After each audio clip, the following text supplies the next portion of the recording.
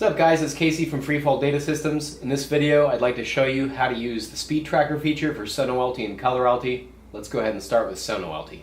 So if I'm going to use speed tracker with SonoAlti, then the first thing I'm going to do is go ahead and turn it on, and then I'm going to slow down the alarm tempo to 75%. And the reason I do that is to make the beat pattern that represents the speed a little bit more discernible.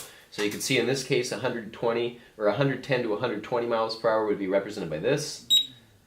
And 120 to 130 miles per hour would be represented by this. And if you're really cooking above 180, for example, then you'd be hearing this. And of course, you can change these settings up here. If you don't want to hear it the whole way down, which I can imagine some people wouldn't, that's one reason I would recommend ColorAlti for this more. What you can do is say I only want to hear it down to 10,000 feet. Let's go ahead and set a silent alarm at 10,000 feet. Which is the second to last alarm, very useful. And then we could adjust the other alarms accordingly. Alright, let's go ahead and take a look at this feature for ColorAlti. It's a bit more complex and has more possibilities. If we take a look at ColorAlti over here, we can see it's a little bit more complex. You have, just as in Freefall and under Canopy, this continuous or discrete mode. If I was doing an angle track, I'd probably prefer to use something like the continuous mode where I can input the values here. For example, let's make it 200 instead of 180. And basically, the color of the light is going to represent how fast I'm going.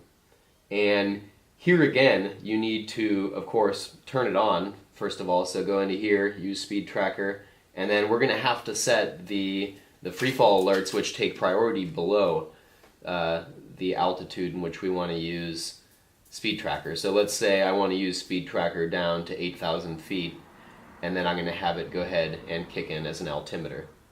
And the other mode, of course, on ColorAlti is the discrete mode, which functions a little bit more like SonoAlti in that respect, that you have these speed ranges that are indicated by colors. So 120, 130, 130, 140. You could see we're getting more and more red above 180, but you could choose these colors to be anything that you want. And that's how that works on ColorAlti. That's pretty much it for the speed tracker feature. If you guys have any more questions, don't hesitate to contact us.